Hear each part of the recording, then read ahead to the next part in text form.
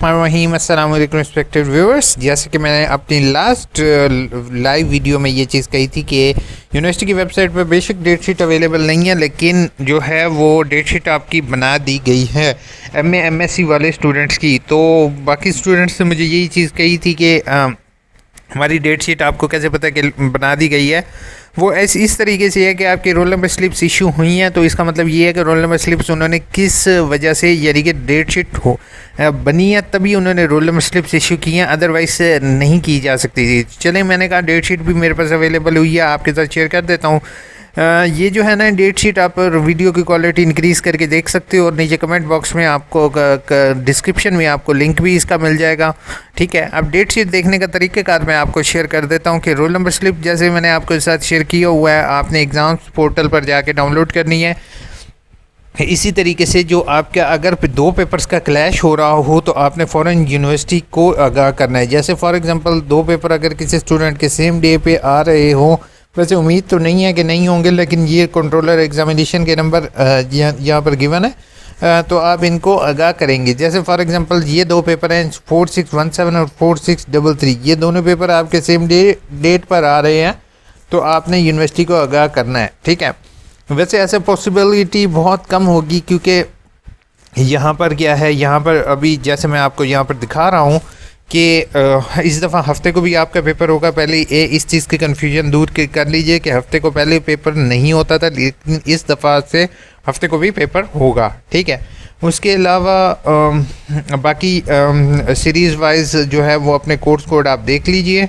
ठीक है, इसी तरीके से आपके पेपर्स जो शुरू हो रहे हैं वो 13/6 यानी कि इसी महीने की 13 तारीख से पेपर्स, ज़्यादातर पेपर्स हैं वो MA इस्लामियत के और जो है वो पोस्ट ग्रेजुएट प्रोग्राम और ये ही MSc फॉरेस्ट्री के, तो मेरे ख्याल में यहाँ पर लेट हो रहे हैं।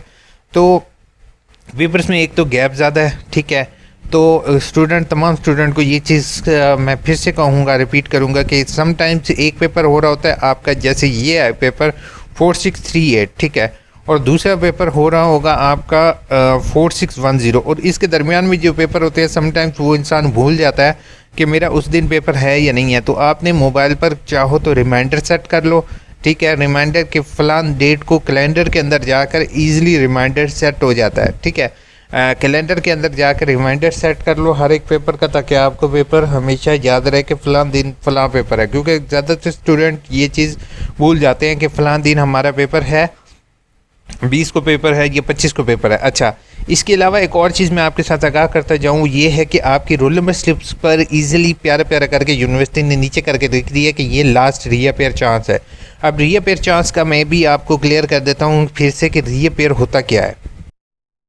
तो जैसे आप लोग देख रहे हो कि ये पहले सेमेस्टर के कोर्स कोड है। ठीक है, ये दूसरे सेमेस्टर के कोर्स कोड है, ये तीसरे सेमेस्टर के कोर्स कोड है। अब जैसे फॉर एग्जांपल एक बच्चे ने जो है वो असाइनमेंट, पहले क्या होता था, पहले अगर एक बच्चे ने असाइनमेंट नहीं दी होती थी तो उसका सब्जेक्ट फेल होता था और इधर F लिखा हुआ आ जाता था। ठीक है, अब यूनिवर्सिटी ने ये किया, अगर इसके जैसे पेपर में 50 में से जैसे इसके पेपर में 30 नंबर है, 20 नंबर आए हैं। ठीक है, तो इसकी असाइनमेंट ये क्या होता था, यही जो 8601 होता था, ये यहाँ से इसका कोर्स ख़त्म होके इसका सेकंड सेमेस्टर के साथ 8601 की रोल नंबर स्लिप आ जाती थी और यहाँ पर वो पेपर देता था और 40 नंबर 50 नंबर उसके आ जाते थे, वो पास हो जाता था।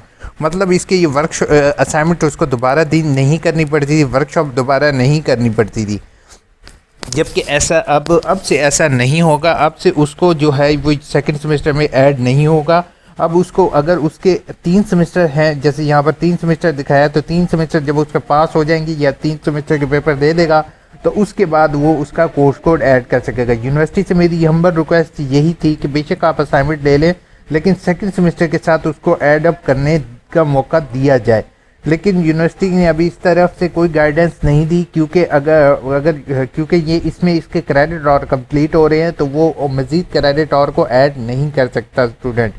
तो यूनिवर्सिटी से मेरी हम्बल रिक्वेस्ट थी, लेकिन यूनिवर्सिटी ने जो है अभी तक इस चीज़ पर गाइडेंस जो है वो क्लियर नहीं की कि आया स्टूडेंट को जो प्रीवियस उसका क्रेडिट आ रहा है वो उसको एक रीअपेयर का चांस कम से कम दिया जाए, ताकि वो जो है उसका साल ज़ाया होने से बच सके।